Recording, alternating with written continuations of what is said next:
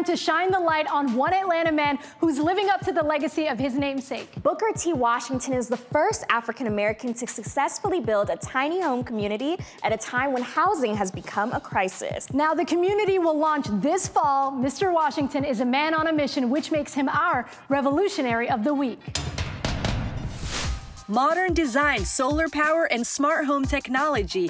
These futuristic homes aren't in Silicon Valley. They're built in College Park, a largely African-American community just south of Metro Atlanta. These homes will be able to give people luxury finishes or close to modern finishes, but because of the size, we're able to afford those types of finishes. They're going to be getting some sustainable home solutions like solar panels or solar shingles, as well as smart home entry, video, and remote Wi-Fi access to their homes. Homeowners are going to get access to online financial literacy education through an embedded tablet. Booker T. Washington.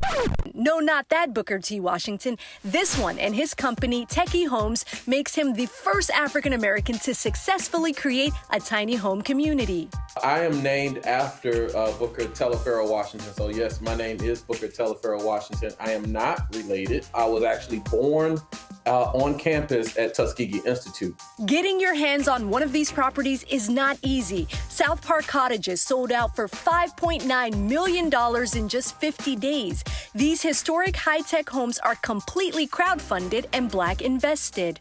It wasn't just about price and affordability. A lot of people were choosing tiny homes because of its flexibility, because of its sustainability to the environment, the ways it allowed families to live a more abundant life by not spending as much money on their primary residence. According to the U.S. Census Bureau, in 2020, 44.1% of Black Americans own their homes compared to 74.5% of white counterparts. Washington's mission: to disrupt home buying in major urban markets. The area that I grew up in, only 15% of that whole section of that South Fulton County area is homeowners. You can talk about almost any urban community, any town USA, and it's affecting African Americans all in the same way. The urban areas is where major developers see the biggest amount of money they can make. So it systematically squeezes people out, where now the median home price in Atlanta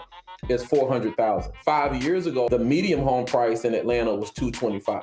I wanted to do something residentially and build in that community without having to squeeze and move people out, to give them a chance at home ownership at that price of between $180,000 and in the mid 200s. Washington has no signs of slowing down, righting the wrongs of so many systemic issues. But Atlanta as a whole has transitioned so much in real estate that it's amazing that it hasn't matriculated down to the areas of town that need the most development.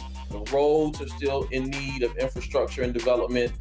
There are still rundown apartments and rental communities for which we try to claim as affordable housing. And that is a moral issue for me.